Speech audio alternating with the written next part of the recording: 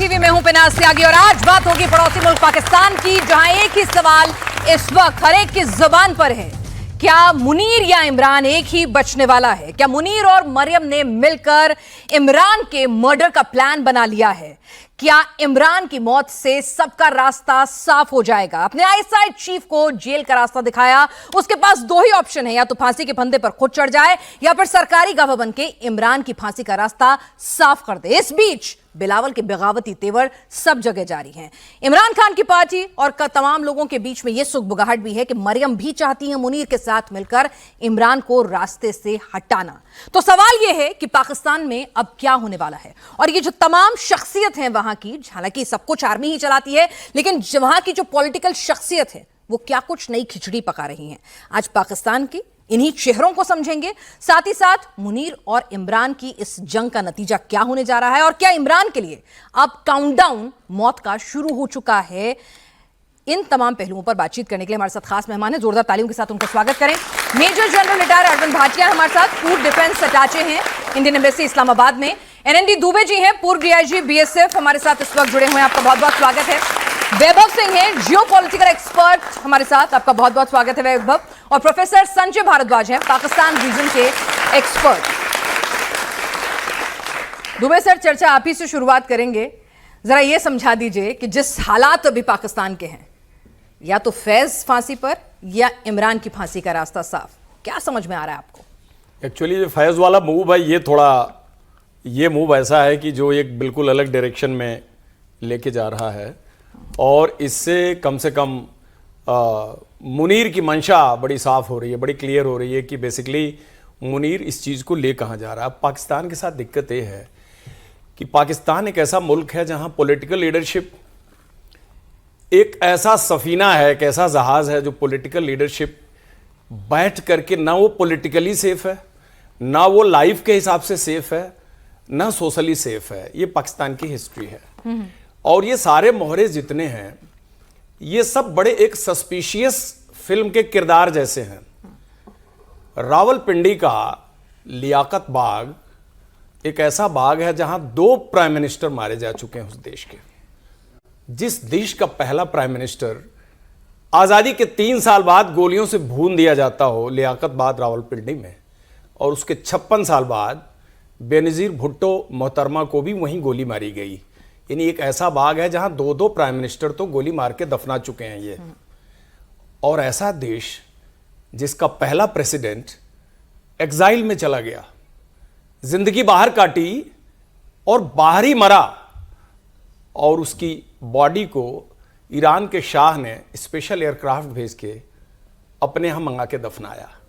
ये तो उस देश की हिस्ट्री है।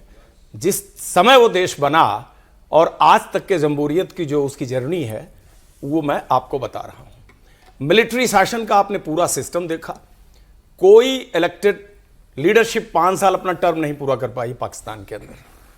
और शह और मात का खेल, पॉलिटिकल लीडरशिप और मिलिट्री लीडरशिप का सबसे बड़ा तिलिस्म और सबसे बड़ी आयरनी पाकिस्तान के सिस्टम के अंदर रहा है। जो आपको पता है कि भुट्टो ने कभी भी उम्मीद नहीं की थी कि जिस जनरल को वो मोस्ट ट्रस्टेड जनरल लेके चल रहे हैं, वही ट्रस्टेड जनरल 2 बरस बाद उनको फांसी के फंदे पर लटका देगा। 1979 मतलब सबको सुपरसीड करके बनाया था कि ये नहीं, इससे ज्यादा विश्वास वाला हमारा कोई और जनरल नहीं। वफादारी पाकिस्तान में है ही नहीं। ये मैं कहना कि आज के तारीख में अभी जो सिचुएशन है, इसको अगर हिस्ट्री से हम कनेक्ट करें तो पाकिस्तान एक बड़े रहस्य के तरफ जा रहा है। वो रहस्य ये है कि वहां की 2 जो सबसे मजबूत पॉलिटिकल फैमिली हैं, एक फैमिली भुट्टो, एक नवाज शरीफ फैमिली। दोनों फैमिली का ही हिस्ट्री आप उठा के देख लीजिए। 2 बार तो बेनजीर ही नहीं पूरा कर पाई है टर्न, और लास्ट में मारी गई। और नवाज शरीफ, यह आदमी जब अपने खुद का, यानी इस आदमी को इसके जनरल ने ही तख्ता पलट करके भगा दिया, और ये 2 बार बाहर रह चुका है, और अभी सिर्फ भाई को इसलिए बनाया कि करप्शन के चार्जेस में इलेक्शन नहीं लड़ सकता।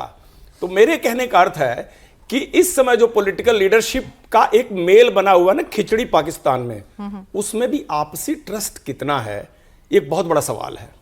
ये आपसी ट्रस्ट कितना आगे चलेगा? जो मुनीर के साथ कोलैबोरेट करेगा और जमीन का नेता आज के तारीख में इमरान है। अब वो तो जेल में है।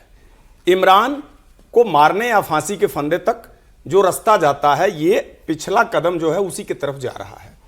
अब जाने के बाद बेसिकली क्या मरियम की क्या सोच होगी कि इस सिचुएशन को कैसे वो देखती हैं। इधर मुझे नहीं लगता कि इमरान की जो आने वाली जनरेशन है वो इस चीज में कितना कूद के आएगी और कितना इसको हैंडल करने की सिचुएशन में है। लेकिन इतना जरूर है कि पाकिस्तान में इस समय हिस्ट्री का सबसे खतरनाक जनरल बैठा हुआ है, जो आज तक हिस्ट्री में मुनीर जैसा कोई आदमी पैदा नहीं हुआ। सर्वशक्तिमान, तो आज के तारीख में सर्वशक्तिमान है।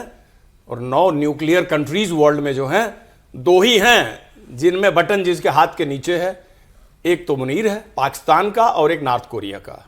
बाकी 7 कंट्री में तो फिर भी एक डिसीजन मेकिंग सिस्टम है, एक पॉलिटिकल लीडरशिप है, एक अम्ब्रेला है, एक कोई न कोई प्लेटफॉर्म बना हुआ है जहां की उस रिस्क लेवल पर ले जाने के लिए वो करें। तो पाकिस्तान की सिचुएशन ले दे करके इस समय बड़े ही खतरनाक डायरेक्शन की तरफ जा रही है। सिविल एजिटेशन अभी तुरंत कुछ दिख नहीं रहा है, और अभी तो जेल में इमरान से मिलने के लिए भी पाबंदी हो गई। उनकी बहन और बाकी फैमिली मेंबर मिल नहीं सकते, क्योंकि उसने जनरल पे ऊपर जो कमेंट किया, उस कमेंट को लेकर के अभी तो इन्हीं के ऊपर कमेंट दे दिया कि मेंटली अनस्टेबल है। और यह आदमी तो अभी बैलेंस्ड है ही नहीं है, होश हवास में ही नहीं। लेकिन एक आदमी जो जेल के अंदर बैठा हुआ है, उससे आपको इतना डर लगता है कि आप प्रेस कॉन्फ्रेंस करते हैं, उसको आप ठिकाने लगाने के लिए हर हथकंडा अपनाते हैं। अगर आप सर्वशक्तिमान हैं वैभव, तो फिर भाई मुनीर को इमरान से इतना डर क्यों है? और क्या मुनीर वाकई में फैज को गिरफ्तार करके उनको सरकारी गवाह बना के प्रेशराइज करके क्या बेसिकली सिर्फ एक वे आउट चाहते हैं कि इमरान को फांसी पे लटका दें? देखिए, इमरान खान को लटकाना होगा तो उनके लिए फैज़ हमीद कोई मोहरा नहीं बनेगा। उनके पास 25 और बहाने हैं जिससे वो उसको लटका सकते हैं। उन्होंने अगर डिसीजन ले लिया कि लटकाना है तो किसी एन के एन प्रकार कैसे भी उसको लटकाएंगे। इमरान खान के ऊपर कई सारे मुकदमे हैं, कई तरह के मुकदमे हैं। शरीयत के हिसाब से भी बहुत संगीन इल्ज़ामात हैं, और पाकिस्तान के जो सो कॉल्ड आइन है या कानून है उसके हिसाब से भी बहुत सारे हैं। दुबे सर ने एक 2 बातें कही हैं, मैं उस पर थोड़ा सा जिक्र करना चाहूँगा। इन्होंने कहा कि 5 साल जो है कोई प्राइम मिनिस्टर आज तक पूरा नहीं किया। आप सोचिए कि कैसा मुल्क है जहाँ पे किसी वजीर आजम ने, किसी प्राइम मिनिस्टर ने 5 साल पूरे नहीं किए। उसी देश में आर्मी चीफ का टेन्योर अब 5 साल का है, जो हर आर्मी चीफ पूरा करेगा। ठीक है, जो 3 साल का टेन्योर था अब वो 5 साल का हो गया है। दूसरी बात, 2 नंबर तरीके से बना हुआ मुल्क, 2 नंबरियों पे चलने वाला मुल्क, और 2 नंबर फौज, 2 नंबर सोसाइटी, 2 नंबर मौलवी, 2 नंबर मौलवी हैं जो उन्होंने हशर इस्लाम का किया है, जो हशर उन्होंने अपने समाज का किया है, जो देश का किया है। उनसे कौन तंग नहीं है? ईरान से तो अभी साल भर पहले मिसाइलें जो है लॉन्च हुई हैं एक दूसरे के ऊपर, पाकिस्तान ईरान के बीच में। अफगानिस्तान से अभी पिछले महीने जो है ऑपरेशन सिंदूर के बाद ऑपरेशन तंदूर चलाया था उन्होंने, अफगानिस्तान ने, तो उनके साथ भी है। यहाँ पे हम उनसे तंग हैं। तो एक 2 नंबर मुल्क जो कि सिर्फ 2 नंबरियों पे चल रहा है। आप चले जाए, जब पाकिस्तान बना था तो 1946 के इलेक्शन में मुस्लिम लीग जिन्ना की पार्टी जब चुनाव लड़ रही थी, तो कांग्रेस से जो मुसलमान कैंडिडेट मुस्लिम लीग के मुसलमान कैंडिडेट के खिलाफ इलेक्शन लड़ता था, तो मुस्लिम लीग या जिना उसको क्या बोलते थे? जिना बोलते थे कि जो मुस्लिम लीग वाला है ये हक पे है और जो कांग्रेस से मुसलमान खड़ा है ये बातिल है। ठीक अच्छा, है? हाँ, मुसलमान भी अलग अलग। हाँ, मतलब कि जो कांग्रेस का जो मुसलमान है वो काफिर है, वो मुसलमान ही नहीं है। आज इमरान खान क्या कहता है? इमरान खान यही कहता है कि जो पीटीआई यानी इमरान खान के साथ खड़ा है वो हक पे है, जो इमरान खान के खिलाफ है वो बातिल है। सेम टर्म यूज करते हैं, कोई दूसरा टर्म नहीं यूज हो रहा। नेशनल सिक्योरिटी रिस्क बताया इमरान खान को। ट्रू। अब आप मुझे बताइए कि पाकिस्तान के इतिहास में कौन सा वजीर आजम है जो नेशनल सिक्योरिटी के लिए रिस्क नहीं था? अब शुरू कर लेते हैं। मोहम्मद अली जिन्ना की जो बहन थी फातिमा जिन्ना, उन्होंने जब डिसाइड किया कि जनरल अयूब खान की कन्वेंशनल मुस्लिम लीग के खिलाफ चुनाव लड़ेंगी, तो उनको क्या बोला गया? अयूब खान ने स्टेज पे खड़े होकर के बोला, और पूरे पाकिस्तान के हर एक मीडिया में ये खबरें छपवाई गई कि ये इंडियन एजेंट है और पाकिस्तान के लिए सिक्योरिटी रिस्क है। तो नेशनल सिक्योरिटी के लिए फातिमा जिन्ना भी रिस्क थी, वो भी गद्दार थी। आप आ जाइए जुल्फिकार अली भुट्टो पे, भुट्टो को तो टांग ही दिया, नेशनल सिक्योरिटी रिस्क था वो। उसके बाद आ जाइए नवाज शरीफ पे, नवाज शरीफ को भी जेल में डाला, नेशनल सिक्योरिटी रिस्क है। उसके ऊपर मुकदमा दर्ज किया कि इसने प्लेन हाईजैक कर लिया है।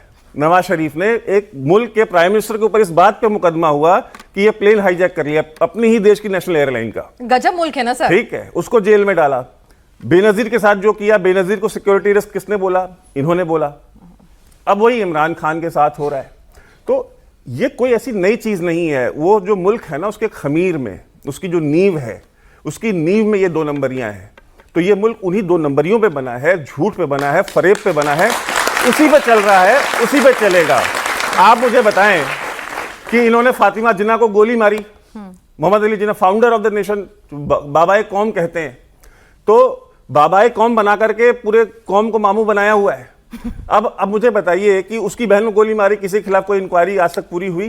किसी को सजा हुई? नहीं। लियाकत अली खान को फांसी दी, कोई सजा हुई किसी को? नहीं। बेनजीर को मारा, कोई सजा हुई? नहीं। अब आप देखिए, वो पूरा जो सोसाइटी है ना, वो पूरी सोसाइटी करप्ट। ऐसा नहीं कि फौज बुरी है, पॉलिटिशियन ठीक है, या समाज बहुत अच्छा है लेकिन पॉलिटिशियन और फौज बुरे हैं। भाई, फौज भी उसी आवाम में से आती है और पॉलिटिशियन भी उसी आवाम में से आते हैं। जैसी आवाम होती है वैसी उसकी लीडरशिप है। आपकी जैसी जनता है वैसे आपका नेतृत्व है, जैसे उनकी जनता है वैसे उनका नेतृत्व है, जैसे आपकी जनता है वैसे आपके फौजी हैं, जैसे उनकी जनता है वैसे उनके फौजी हैं। तो ये प्रॉब्लम पूरी मुल्क में ही है। आप मुझे बताइए, क्या इमरान खान जुल्फिकार अली भुट्टो से ज्यादा पॉपुलर है? जुल्फिकार अली भुट्टो ज्यादा पॉपुलर तो नहीं है। तो आप मुझे बताइए, जब जुल्फिकार अली भुट्टो जो रोटी कपड़ा मकान के नाम पे आया था, वो सोशलिस्ट भी था, इस्लामिस्ट भी था, उसने तो ऐसी कॉकटेल तैयार की थी जो इमरान खान आज तक नहीं तैयार कर पाए। तो जुल्फिकार अली भुट्टो को टांग दिया, कुछ नहीं हुआ। इमरान खान को टांग देंगे। देखिए, वहां की कौम जो है ना, वहां की आवाम, जनता, वो कभी भी खड़ी नहीं होगी। उनको आदत है बूट के नीचे रहने की, क्योंकि वहां पे एक चूरन है ऐसा है जिस चूरन के आगे सारे चूरन फेल है। वो है हिंदू हेटरेट का, कि अगर फौज नहीं होगी तो हिंदू खा जाएगा, हिंदुस्तान खा जाएगा। ये मतलब इस्लाम के नाम पर बना हुआ मुल्क जिसे बनाया हिंदुस्तान ने, उसे हिंदू खा जाएगा, उसे हिंदू खा जाएगा। और ये चूरन बेच रहे हैं उनको। और ये बात बचपन से पाकिस्तान, मैंने आपके प्रोग्राम में पहले भी बोला है कि पाकिस्तान स्टडीज के नाम पे, मुताला पाकिस्तान नाम जो उसका सिलेबस है, ये बचपन से लेकर के, पहली से लेकर के हाई स्कूल तक हर बच्चे को पढ़ना मैंडेटरी है। आप चाहे किसी भी स्कूल में पढ़ते हो, उसमें पढ़ाया ही यही जाता है। जैसे मैंने आपको बताया था कि ड से डाकू पढ़ाते हैं, और डाकू के ऊपर जो है एक हिंदू ब्राह्मण की फोटो लगी होती है बच्चे के, पहले फर्स्ट स्टैंडर्ड के। और ज से जालिम पढ़ाते हैं, तो जालिम के ऊपर एक सिख सरदार जी की फोटो लगी होती है। तो आप जब बच्चों को नर्सरी से ये पढ़ा रहे हैं फोटो के साथ, उनकी फोटोग्राफिक मेमोरी आप रेडी कर रहे हैं, तो ये उस आवाम के, उस कौम के दिमाग में है। इमरान खान जो है, इमरान खान कोई नहीं है। इमरान खान को टांगने की भी बहुत इनके पास है। इमरान खान के खिलाफ तो फॉरेन फंडिंग का भी केस है। तो फॉरेन फंडिंग का केस अगर ये कोर्ट में अगर परस्यू कर देंगे, मतलब पर ये बहुत खूबसूरत चीज है वैभव। यही बात मैं अभी भाटिया साहब के पास लेके जाऊंगी। एक पॉइंट बस मैं करता हूं। इमरान खान की जो पार्टी है, पीटीआई को भी अगर इनको लपेटना होगा तो पूरी पार्टी को भी लपेट देंगे। उसका मैं कारण बताता हूं, क्योंकि फॉरेन फंडिंग में इमरान खान ने भी इंडियन से भी पैसे लिए हैं, अमेरिकन से भी लिए हैं, यूरोपियन से भी लिए हैं। और पाकिस्तान का जो लॉ है उसके हिसाब से कोई भी पॉलिटिकल पार्टी किसी भी देश के बाहर के नागरिक से चंदा नहीं ले सकती। और उसके जो है पेपर एविडेंस है, ठीक है, उसका मनी ट्रेल है। तो अगर वो प्रूफ, अगर ये कोर्ट में चले जाते हैं और उसको प्रूफ कर लेते हो, जजमेंट जो लेना है ले लेंगे, तो पूरी पार्टी बैन हो जाएगी। जज भी तो मुनीर खुद ही है ना, जज भी अपनी मर्जी से अपॉइंट करते हैं, सब कुछ तो खुद ही है, वो सर्वे सर्वा वही है, जूरी एग्जीक्यूशन सारा ही वही है। तो वो कोई ऐसा मसला नहीं है। वो पॉलिटिकल, देखिए पाकिस्तान में कोई पॉलिटिकल कल्चर नहीं है। आप मुझे बताइए, पिछले जो इलेक्शन हुए हैं, कौन जीता है इलेक्शन और प्रधानमंत्री कौन बना है? उससे पिछला जो इलेक्शन हुआ था वो कौन जीता था और कौन प्रधानमंत्री बना था? इमरान खान जब फौज के साथ मिलकर नवाज शरीफ को और उसकी बेटी को, मरियम को, जेल भेज रहा था और उसके सेल में कैमरे लगवा रहा था, सीसीटीवी कैमरे। जब उसकी बेटी मरियम के बेडरूम में रात के 12:30-1 बजे जो है रेंजर्स भेज करके रेड मारी जा रही थी और उसको उठा करके अरेस्ट किया जा रहा था रात के 2 बजे, विदाउट एनी फीमेल कांस्टेबल और एनी फीमेल ऑफिसर। तो आप मुझे बताइए, ये सारे तो घटिया काम इमरान खान ने खुद भी करे हुए, तो अगर वो खुद झेल रहे हैं तो कर्म का सिद्धांत तो कर्म का सिद्धांत है। यानी इमरान खान का दामन भी इतना पाक साफ नहीं है भाटिया साहब। जब आप सत्ता में थे तो आपने गंद मचाया, अब आपके साथ हो रहा है तो आपको बहुत दुख हो रहा है, बहुत दर्द हो रहा है। लेकिन एक चीज समझ में नहीं आ रही कि भाई मुनीर के पास जब सारी शक्ति है, मरियम भी साथ खड़ी हुई है, वो कह रही हैं कि इसे हटाओ तो मेरा भी रास्ता साफ होगा, पंजाब प्रांत में मेरा दबदबा पूरी तरह से कायम रहेगा, तो सब कुछ तो उनके फेवर में है, तो फिर फांसी पे लटकाने में इतना टाइम क्यों? ये टेस्टिंग क्यों हो रही है बार बार? पहली बात तो मैं आपको बताना चाहता हूं, दर्शकों को बताना चाहता हूं कि मुनीर जितना कमज़ोर जनरल अभी पाकिस्तान आर्मी में है वो कमजोर? अभी तक कभी नहीं हुआ। कमजोर? वो सबसे कमज़ोर है। If you look at the country as such, वो एक हेलीकॉप्टर में बैठ के बलूचिस्तान नहीं जा सकता, वो खैबर पख्तूनख्वा नहीं जा सकता, वो गिलगिट बाल्टिस्तान और पीओके नहीं जा सकता। उसकी जो पावर है वो रावलपिंडी और इस्लामाबाद में ही है। उसकी जो पावर है वो अडियाला जेल और शरीफ खानदान के ऊपर है। तो इसलिए अगर हम बोलते हैं सर्वशक्तिमान पावरफुल, वो पावरफुल नहीं है। हाँ, उसके पास न्यूक्लियर बटन है, लेकिन उसके ऊपर उसका बाप बैठा है यूएसए। जब वो मीटिंग करना चाहेगा न्यूक्लियर बॉम्ब्स की, वो बटन नहीं दबा सकता। ये आसान नहीं है, ये कोई वीडियो गेम है कि बटन दबा दिया और न्यूक्लियर बॉम्ब निकल जाएगा। उसकी तैयारी 2-3 दिन पहले होगी और वो तैयारी सब पूरे वर्ल्ड में चलेगी। प्रेशर आएगा। ये नॉर्थ कोरिया नहीं है पाकिस्तान। हमको समझना चाहिए एक बहुत ही कमजोर और बहुत ही बिखरा हुआ देश है। पहली बात तो ये 3 साल मैं रहा हूं तो मैंने देखा है ना उनको। जब हमारे यहाँ धुरंधर में एक आदमी खड़ा नहीं हुआ नेशनल एंथम में, तो वो वीडियो घूम रहा है जहां लोगों ने बोला कि भैया आप उठिए और बाहर निकलिए। मैं वहां जब इस्लामाबाद क्लब में पिक्चर देखने जाता था, तो जब वहां का पाक नेशनल एंथम बनता था 25 लोग बैठे होते थे, कोई नहीं खड़ा होता था। देशभक्ति कहां है? कोई देशभक्ति है खाली इमरान खान द क्रिकेटर। वो क्रिकेटर खत्म हो गया, पॉलिटिक्स तो उसको आती नहीं। बनेगाला में उसकी रेप पार्टीज होती थी, सबको पता है। तो इमरान खान की जो फैन फॉलोइंग है वो लड़कियों के, लेडीज के बीच में, अर्बन उसमें, और खाली पंजाब और खैबर पख्तूनख्वा में है। सिंध में पीपीपी का है। जब इंडिपेंडेंस हुई कि 500 परिवार थे और हर मुस्लिम परिवार में 4 से 5 बच्चे होते हैं। अगर 4 बेटे हो गए, एक लैंडलॉर्ड बना हुआ है अभी भी, कोई लैंड रिफॉर्म्स नहीं हुए, एक जज बन गया, एक ब्यूरोक्रेट बन गया और एक फौज में चला गया। और इस 500 परिवार ने इंटर मैरिज करके, ये करीब 2500 परिवार हैं जो अभी पाकिस्तान को चलाते हैं। तो ये हमारे को समझने की जरूरत है। और इन 2500 परिवारों में 2000 से 2200 परिवार पंजाब सेंट्रिक हैं। बाकी जो कश्मीर था, वो कराची था, वो पहले मुहाजिर्स के बाद में ज्यादा इकोनॉमिक वो था। अभी उधर भी थोड़े पश्तून और बलोच इनग्रेस हो गया है। बलूचिस्तान की 10, 12, 15 फैमिली होंगी और बाकी जो वॉरलॉर्ड्स हैं वो केपीके में है। तो कोई भी इस तरह ये जो परिवार है और आपस में सब बंधे हुए हैं करप्शन के लिए। जैसे आर्मी एक बहुत बड़ा चोर मौसेरे भाई बने हुए, चोर मौसेरे भाई। दूसरा इमरान खान, उससे कोई डर नहीं है, बट उसको यह है कि उसको बाहर नहीं आने दे सकते। फैज हमीद को इस्तेमाल करेंगे। अगर वो गवर्नमेंट का वो मुखबिर बन गया तो उसको यूज करके उसको डिस्क्रेडिट कर देंगे, ताकि जो थोड़ी बहुत पॉपुलैरिटी उसकी है वो भी वहां पर खत्म हो जाए। मरना इसको है, हैंग करके डिस्क्रेडिट करके मारेंगे, ज्यादा अच्छा रहेगा आगे के पाकिस्तान के लिए या मुनीर के लिए। और अगर वो अपने आप स्लो पॉइजनिंग द्वारा जेल में मरेगा तो थोड़ी ज्यादा तकलीफ होगी। लेकिन पाकिस्तान का टूटना तय है और मुनीर के ही 5 साल में टूटेगा पाकिस्तान। मतलब ये तय है। प्रोफेसर साहब, अब जरा ये समझा दीजिए कि जो बनाना रिपब्लिक है ये पाकिस्तान, जो मिलिट्री ड्रिवन पूरा का पूरा है, अब यहां पर इमरान खान जो है वो सबकी आंखों में खटक रहा है। अगर हम पॉलिटिकली, हालांकि वहां पॉलिटिकली कुछ नहीं है, सब कुछ आर्मी ड्रिवन है, लेकिन फिर भी अगर पॉलिटिकली देखें तो शरीफ फैमिली हो, भुट्टो फैमिली हो, उनके लिए इमरान खान क्यों इतनी आंख की किरकिरी है? बाकी दोनों में आपस में एक अंडरस्टैंडिंग फिर भी नजर आती है।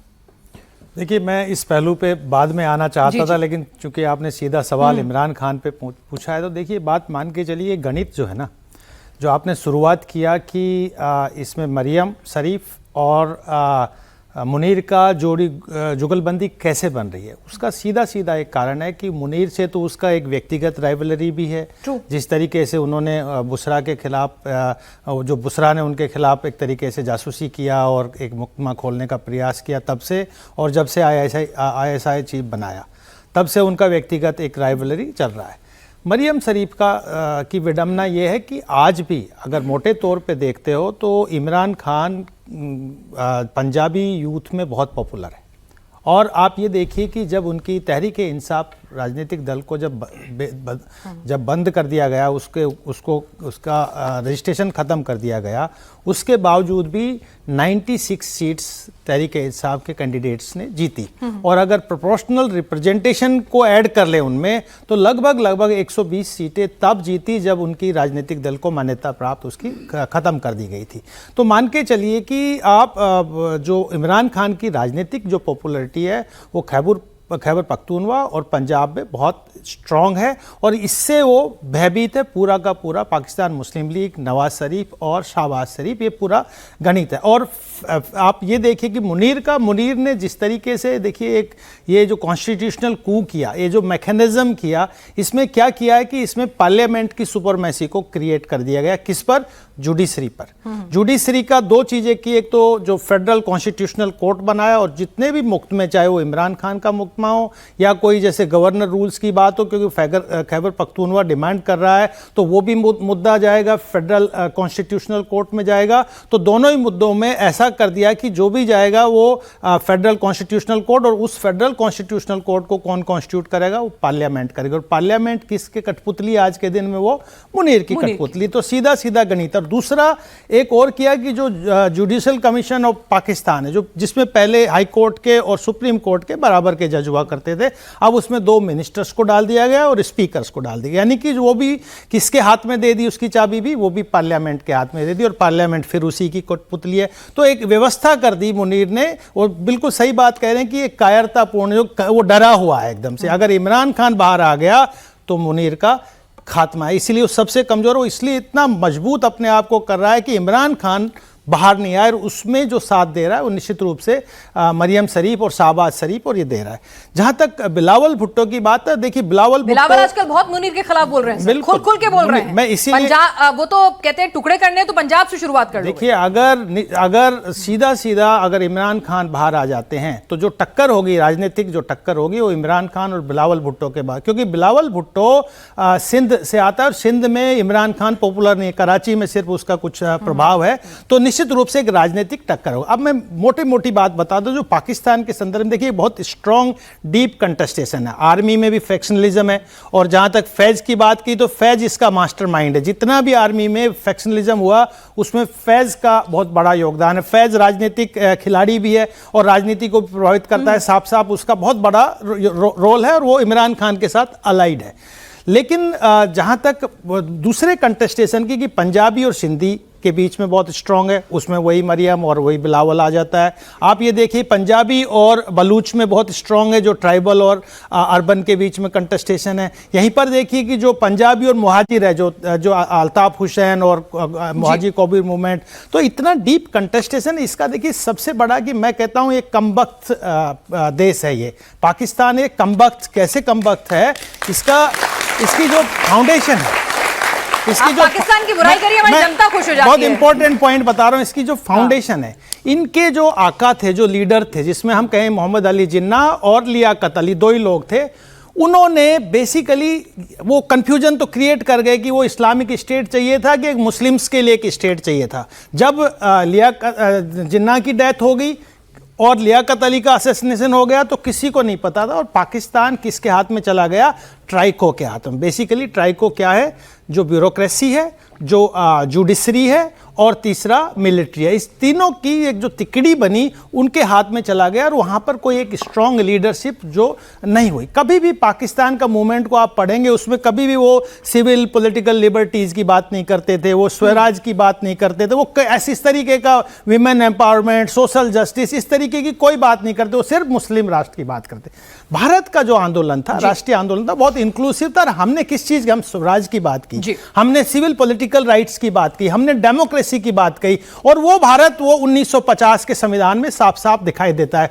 उनका तो संविधान ही नहीं बना, 1956 में बना।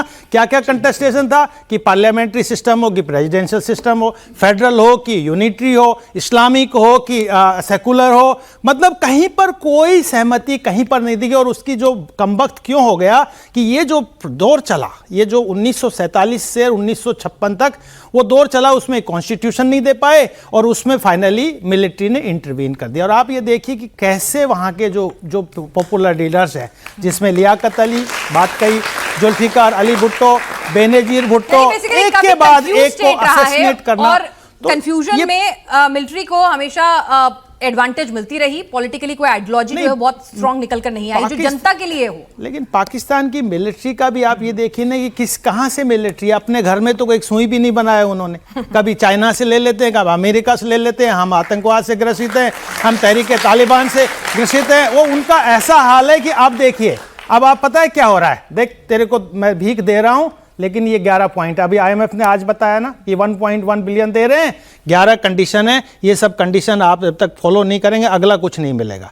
यानी कि इस तरीके की बेइज्जती अंतर्राष्ट्रीय स्तर पर जो पाकिस्तान की बेइज्जती हो रही है, मुझे लगता है कि मुनीर देखिए, बेइज्जती के लिए पहले इज्जत तो होनी चाहिए ना। उनको डूब जाना चाहिए, उनको डूब जाना चाहिए कि आपने सिर्फ अमेरिका और बेइज्जती उसे महसूस होगी ना जिसकी कुछ इज्जत होगी। अब पाकिस्तान जैसे मुल्क की कहाँ इज्जत है, मतलब बताइए ना कहाँ है। अभी 40 मिनट उनको वेट करा रहे थे पुतिन, बताइए, और किस तरह से शरीफ साहब वो दरवाजा तोड़ के गेट क्रैश करके। अब किसी देश का प्रधानमंत्री ऐसी हरकतें करेगा तो उसकी क्या इज्जत है? मतलब PM हो भाई आप, और आपको 40 PM है नहीं ना, वो PM दिखाने का ही है। वो शहबाज शरीफ है कि नवाज शरीफ है कि वो मरियम शरीफ है कि देश चला कौन रहा है, ये सबसे बड़ा कि मुनीर चला रहा है। और मुनीर तो अपने आप ही खुद ही अपना वो जो चक्रव्यूह क्रिएट करके अपने आप को सुरक्षित करा कि भैया मैंने तो कॉन्स्टिट्यूशनली अपने आप को प्रोटेक्ट कर लिया 5 साल के लिए। मुल्क का देखा जाएगा, जो कुछ होगा सब कोई अपने अपने साधने में हित लगा हुआ है। लेकिन इस सबके बीच में NND दुबे सर, एक बड़ा इंटरेस्टिंग कैरेक्टर निकल कर आता है हर बार जिन की तरह से बाहर, बुशरा बीबी, पिंकी पीरनी, है ना। वो मतलब वैभव और आपसे वैभव मुस्कुरा रहे, दोनों से मैं जरा इस कैरेक्टर को समझना चाहूंगी। मतलब मुनीर, बुशरा बीबी, मरियम, बुशरा बीबी, तो ये बुशरा बीबी का जो कैरेक्टर है इसको किस तरह से आप देखते हो? और अभी तो कहा जा रहा है कि भाई वो बड़ी स्ट्रांग महिला है, टूट नहीं रही है, इसीलिए परेशान है सब लोग। आज के बच्चों को पुराने सीरियल में जाना हो, देखना हो, तो आप अलिफ लैला या कोई ऐसे बड़ी कुछ ऐसी तिलिस्मी कहानियों का अगर पुराना सीरियल आप देखें, इवन जो साउथ ईस्ट एशिया और भारत और पाकिस्तान की, अमेरिका और यूरोपियन कंट्रीज में जो इमेज बनती है, बेसिकली बहुत सारे सुपरस्टिशंस और बहुत सारी चीज़ों को लेके उनके ख्यालात कुछ हमारे लिए अलग होते हैं। तो जो मुशरा बीवी है, इसका एक बड़ा तिलिस्मी कैरेक्टर है। मतलब भारत में भी अगर उसकी पूरी कहानियां हम लोग चर्चा करें, आप बच्चे लोग सर्च करेंगे तो आपको बड़ा अजीब सा लगेगा कि इस देश का एक सद्र है, एक आदमी जो कि इतने मेजॉरिटी से इलेक्शन लड़ करके और एक चीफ के सीट पर आया है, और उसकी वो बेगम है। तो उसकी बेगम होकर के वो इस टाइप की चीज़ों में इन्वॉल्व होती है। ऐसे ऐसे उसके बड़े एनेक्डोट्स हैं, स्टोरीज हैं, जादू करनी है, जादू, तो मुर्गे का गर्दन काट देना, तो खून बहने लग जाना, तो रात को कुछ वो सेब सिरहाने रख के आ जाना। मतलब वो अपने आप में कथा है। और जैसा कि आपको पता चला कि मुनीर की जासूसी के पीछे भी जो उसने अपना एक सिस्टम बना रखा था, तो वो एक अलग खेल खेल रही है, उसका एक अलग उसके लिए सोच है। अब बाकी तो मैं इतना ही बोलूँगा कि इतने बड़े टॉप लीडर, और वैसे तो 4 बेगम वैसे अलाउड हैं, तो आप सबको पता है 4 के बाद ही परमिशन लेना है। तो मुशरा बीवी का जो ज़्यादा तिलिस्म है, हमारे वैभव जी ज़्यादा बढ़िया बताएंगे, बट मुझे इसमें इतनी ही जानकारी है। वैभव जी, बुशरा बीवी भी साथ ही जाएंगी मियाँ जी के?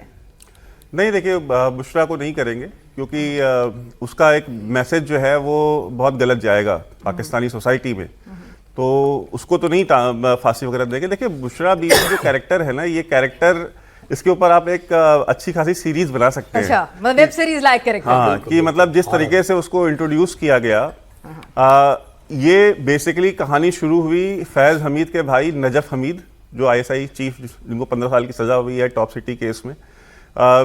By the way, top city case भी जो है वो डकैती का केस है, जिसमें सजा हुई है। ISI चीफ डकैती डाल रहा था, आप सोचिए, मतलब ये हालत है।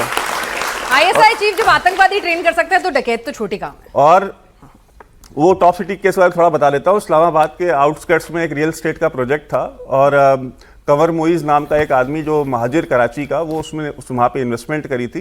तो उसका जो घर था इस्लामाबाद का, ये उस प्रोजेक्ट को हथियाना चाह रहे थे, तो इन्होंने रेंजर्स की एक टीम बना करके फैज़ हमीद ने वहाँ भेज दी।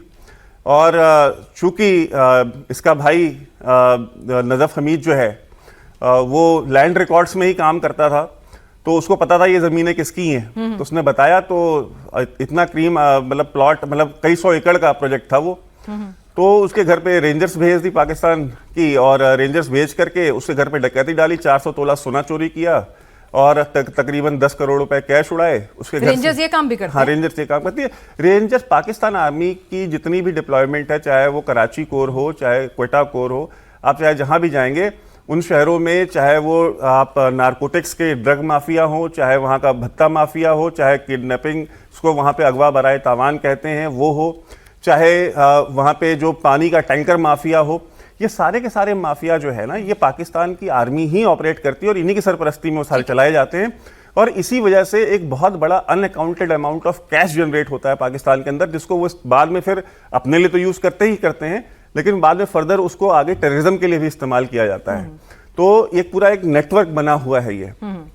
दूसरी चीज, तो बुशरा बीवी कहानी बोली पूरी करें, वो बड़ी हाँ, इंटरेस्टिंग कहानी है कि मतलब कहाँ तो से आ रहे बुशरा हैं? बीवी को फैज हमीद और नजफ हमीद का जो नजफ हमीद ने बुशरा के साथ मिल करके, फारा गोगी जो कि उसकी दोस्त थी, जो कि अभी भागी हुई है पाकिस्तान से, तो फारा गोगी और नजफ हमीद ने मिल करके ये प्लान बनाया और फैज हमीद को इंट्रोड्यूस कराया गया जो है बुशरा बीवी से। बुशरा बीवी को उसने एक सैटेलाइट फोन पकड़ाया और उसको कहा कि मैं तुमको इंटेलिजेंस दूंगा। और चूंकि ये वहमी आदमी है इमरान खान, और ये आज से नहीं, क्योंकि इसकी मदर जो थी, क्योंकि इसके फादर की हरकतें ठीक नहीं थी, तो वो हमेशा किसी पीर फकीरों बाबाओं के यहाँ भागी रहती थी। तो कि भाई ये रिकॉर्ड की बातें हैं, मैं कोई पर्सनल कमेंट नहीं कर रहा हूं। आप लाहौर के किसी भी पुराने आर्मी से पूछ लीजिए, वो आपको बता देगा इसके फादर की जो हरकतें थी। तो वो मदर चूंकि जाया करती थी, तो इसकी भी बचपन से वो लग गई एक। तो ये इसके पास गए, जब बुशरा बीवी के पास गया, तो बुशरा बीवी को उसने फैज हमीद ने बोला कि मैं तुमको इंटेलिजेंस दूंगा, कि क्योंकि उस समय ये डीजीसी हुआ करता था, आईएसआई चीफ नहीं बना था। तो ये डीजीसी जो होता था, एक्चुअल काम तो आईएसआई में काउंटर टेररिज्म, काउंटर इंटेलिजेंस का होता है, लेकिन ये जो कर रहा था, ये कर रहा था पॉलिटिकल मैनेजमेंट, ये इसको रिस्पॉन्सिबिलिटी दी गई थी। तो इसने बोला कि तो मैं बताऊंगा कि ये आदमी इस पार्टी में आएगा, इस पार्टी में जाएगा। तो वो उसको खबरें देता था कि ये आदमी पीटीआई कल ज्वाइन कर लेगा। तो ये उसको बोल देती थी कि मुझे जिन ने बताया है कि कल ये आदमी तुम्हारी पार्टी, ठीक है। तो बुशरा बीवी का जो जिन था, जो उनको सारी खबरें देता था, वो जिन कोई और नहीं था, वो फैज हमीद ही था, ठीक है। अब जिन तो पकड़ा गया जेल में और फांसी के कगार पे। अब अगर वो जिन इतने ही ताकतवर थे, तो अब इमरान खान को छुड़ा ले सारे जिन मिलके, ठीक है। तो ये बकरे रात के समय 40 किलो बकरे बना करके बनी गाला के घर में मरगला हिल्स के ऊपर रख दिए गए, ठीक है, घर के पीछे, अच्छा। कि जिन खाएंगे। रात को फैज हमीद ने 4 सिपाही भेजे कि उठा ले आओ, उठा ले जाते थे। और सुबह उठता था, इमरान खान कहता था वो कहाँ गए, जिन ले गए। तो ये कहानियां चली हैं वहां पे। और एक किस्सा और आपको सुना दूं। एक बार ये सारी बातें, जब कि जनरल बाजवा, तो भाई जनरल बाजवा था, वो आर्मी चीफ था, उसको मिलिट्री इंटेलिजेंस ने बताया कि ये जो जब इमरान खान और बाजवा के बीच में जब थोड़ी खटपट शुरू हुई, तो बताया गया कि ये क्योंकि वो भी टेप करते थे इसकी हरकतें, तो उन्होंने बाजवा को बताया कि ये मरगला हिल्स में हमने 4-5 आदमी पकड़े हैं, वो जो ब्लैक डॉल होती है ना, उसमें सुइयां चुभा रहे थे बैठ के वो। तो उनको पकड़ के जब उठा के लेके गया वहां पे, तो उन्होंने बताया कि हमको बुशरा बीवी ने कहा था कि जा करके ये करना है, और क्यों करना है, तो जनरल बाजवा का नाम लिया। तो जनरल बाजवा फिर इसको सुलह सपाटे के लिए इमरान खान और बुशरा बीवी दोनों जनरल बाजवा के घर गए कि हम हज करके आए हैं। राजनीतिक चर्चाएं होती होंगी ना, कितनी देश के बारे में फिक्र होती है, इस तरह की चर्चाएं हो रही हैं आपके चीफ के बीच में। और आप हज करके आए थे। तो ये बात जनरल बाजवा ने खुद मेरे एक जर्नलिस्ट दोस्त को बताई कि ये लोग हज करके आए, उसके बाद तो मेरे से मिलने आए कि आबे जमजम लेकर के, जमजम का पानी, कि हम आप हज से आए तो आपके लिए ये लेके आए यहाँ पे। तो जनरल बाजवा ने ले लिया। जनरल बाजवा ने कहा कि मेरे घर में सबने कहा कि कुछ भी कर लेना है, पानी पीना नहीं, ठीक है, क्या आबे जमजम होता है जो। तो इस्लामी जमहूरिया पाकिस्तान के जो सिपह सलार हैं, ठीक है, जो आज के सलाउद्दीन अयूबी बने फिर रहे हैं, ठीक है, वो आबे जमजम का पानी इसलिए नहीं पीते क्योंकि उनको इस बात का डर था कि बुशरा बीबी ने इसमें कुछ किया है। तो ये जो पूरा का पूरा, देखिए मैं आपसे कह रहा था ना कि एक पूरी सीरीज बन सकती है। और मैंने जितनी बातें बताई हैं, आप ये मनगढ़ंत कहानियां नहीं है, ये मैं over the period of time में इनके ऊपर वीडियोस बना चुका हूं जब ये घटनाएं हो रही थी। क्रमांक जरा आपसे भी ले लें कि जो ये वैभव बता रहे हैं, मतलब आप तो वहाँ 3 साल आपने वहाँ पे लोगों को करीब से जाना समझा है, इसी तरह के मिजाज के लोग हैं क्या वहाँ?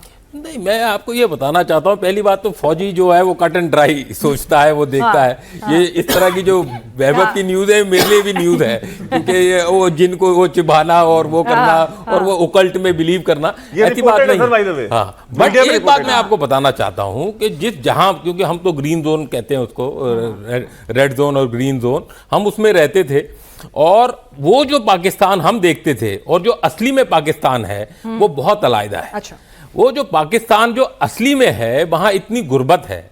अगर आपने आज टाइम्स ऑफ इंडिया देखा होगा, उसमें आपने देखा होगा जो पुअर 40% पुअरेस्ट हैं और जो रिच हैं उनके बीच में कन्वर्जेंस हो रही है। जो एक्सट्रीम पॉवर्टी है हमारे देश में कम हो रही है। साहब ने बताया कि रिफॉर्म्स हुए, उसमें लिंग्विस्टिक रिफॉर्म्स हुए, लैंड रिफॉर्म्स हुए, हजारों टाइप के रिफॉर्म्स हुए और आगे बढ़ते रहे। बैंक रिफॉर्म्स हुए, नेशनलाइजेशन ऑफ बैंक हुआ, वहां कुछ हुआ ही नहीं। वहां तख्ता पलट हुए, वहां तख्ता पलट हुआ। दूसरी बात उन्होंने बोला वहां सुई भी नहीं बनती। सुई तो बिल्कुल नहीं बनती, लेकिन दो चीज बहुत बनती हैं, एक तो जिहादी बनते हैं और दूसरे जो है गधे बनते हैं, क्योंकि उसको इंपोर्ट करना पड़ता है चाइना। तो एक ऐसा देश, 56 देश है जो मुस्लिम मेजॉरिटी देश है, 56 है पूरे वर्ल्ड में, उसमें एक इकलौता देश जिसकी स्टेट पॉलिसी ही टेररिज्म पे आधारित है। अब वो उसको डस रही है तो वो बात दूसरी है, बट आप ये सोचो कि कोई और भी तो बहुत देश हैं, बाकी नॉन स्टेट एक्टर्स हैं, चाहे वो आईसिस कहे, चाहे आप खुरासान कहे, चाहे कुछ, वो नॉन स्टेट एक्टर्स। लेकिन यहां तो वो बोलते हैं ये जो खाकी वर्दी है इसी के पीछे यही दहशतगर्दी है। तो अगर कोई आर्मी जो है वही टेररिस्ट इन यूनिफॉर्म है तो और किसी देश में ऐसी मिसाल ही नहीं है। तो अगर ये साहब बता रहे हैं कि इनको बताया है कि इस तरह की चीजें होती है, तो बिल्कुल होती होंगी, क्योंकि मरगला हिल्स और बनीगला का जो वो है, वो क्योंकि मैंने बनीगला देखा है, अपने खुद आंखों से देखा है, तो बिल्कुल उसके बाद जंगल शुरू हो जाते हैं और फिर मरगला हिल्स के ऊपर पहाड़ों मरी के लिए रास्ता चला जाता है।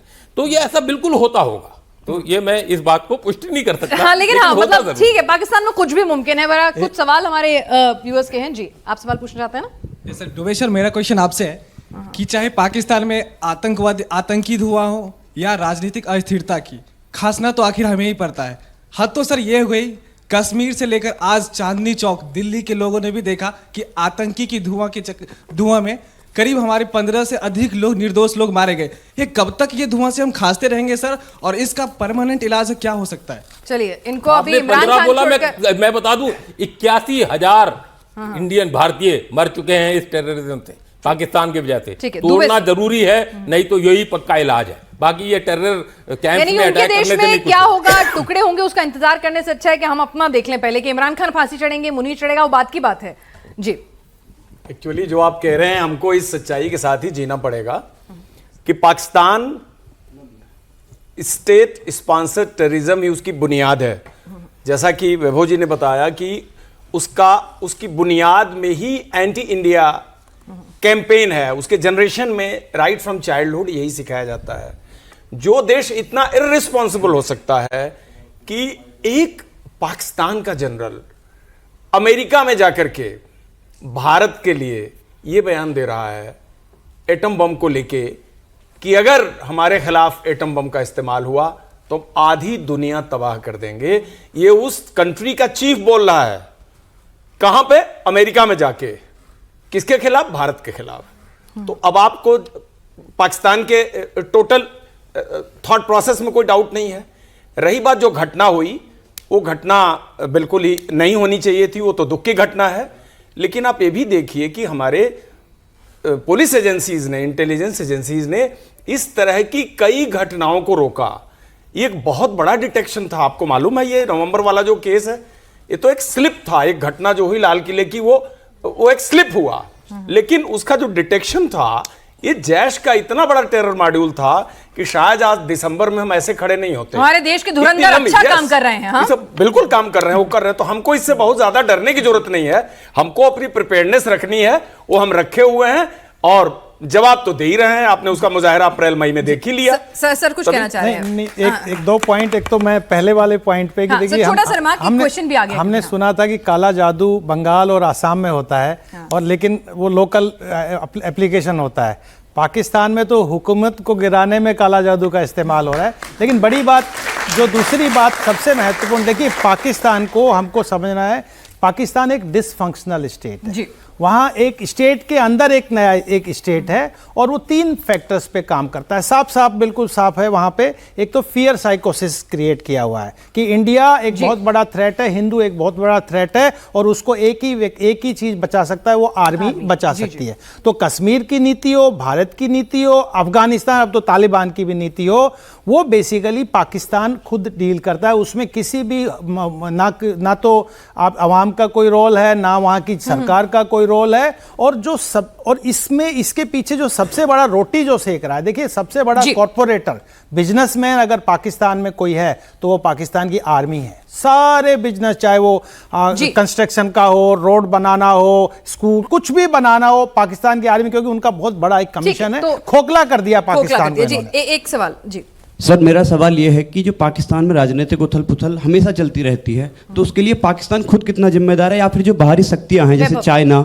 या यूएसए जो पाकिस्तान को इनडायरेक्टली कंट्रोल करने का काम करती है, तो उसके लिए जिम्मेदार ज्यादा कौन है, खुद पाकिस्तान या बाहरी शक्तियां? सर ठीक है, देखिए पाकिस्तान कि कोई चाहता ही नहीं कि वहां आर्मी से अलावा कोई एक स्टेबल पॉलिटिकल पार्टी ग्रूम हो जिसकी अपनी ताकत, अपनी आइडियोलॉजी हो। देखिए पाकिस्तान जिन्होंने बनाया है, पाकिस्तान आज जो पाकिस्तान है, जो वहाँ के राज्य हैं, चाहे वो पंजाब हो, चाहे सिंध हो, चाहे बलूचिस्तान हो, चाहे खैबर पख्तूनख्वा हो, यहाँ पे कोई नहीं था जिसने पाकिस्तान के लिए वोट दिया। जिन्होंने पाकिस्तान के लिए वोट दिया था वो तो बांग्लादेश बन गया। जो मेजोरिटी थी जिन्होंने पाकिस्तान के लिए वोट दिया था, जिन्होंने मुस्लिम लीग को जिताया था, वो तो ईस्ट पाकिस्तान था, वो बांग्लादेश बन गया। ये पाकिस्तान में तो दिया नहीं था। फिर भी ये पाकिस्तान बना क्यों? क्योंकि बनाने, ये जो पाकिस्तान बना था ये कोई जिन्ना विना ने नहीं बनाया था। जिन्ना तो यहाँ से हार के जा चुका था। जिन्ना को वापस अंग्रेजों ने यहाँ भेजा पाकिस्तान बनाने के लिए, ठीक है। जिन्ना को कभी भी इंडिया में कभी कोई वोट नहीं मिला, कभी कोई पॉपुलैरिटी नहीं थी। वो अपनी एक कॉन्स्टिट्यूएंसी का लीडर था मुंबई की, उससे ज़्यादा कुछ नहीं था वो। और उसको नेशनल लीडर बनाया गया अंग्रेजों के द्वारा ताकि वो उनका नेशनल इंटरेस्ट सर्व कर सके। तो क्योंकि उस समय सोवियत यूनियन था, उसके लिए चाहिए था। और जो स्ट्रेटेजिक लोकेशन है, आज भी आप मुझे बताइए, अमेरिका को चाहे ईरान के खिलाफ ऑपरेशन करना होता है, कौन अपनी जगह देता है, कौन इंटेलिजेंस प्रोवाइड करता है। अफगानिस्तान में वॉर ऑन टेरर लड़नी थी, किसने बिन कासिम पोर्ट दिया और किसने अपने यहाँ बेसिस दिए, किसने अपने यहाँ पे एयर बेसिस दिए। तो वो उनका क्लाइंट स्टेट है, सीटो सेंटो से लेकर के आज तक आप देख लीजिए उनके सबसे मॉडर्न इक्विपमेंट।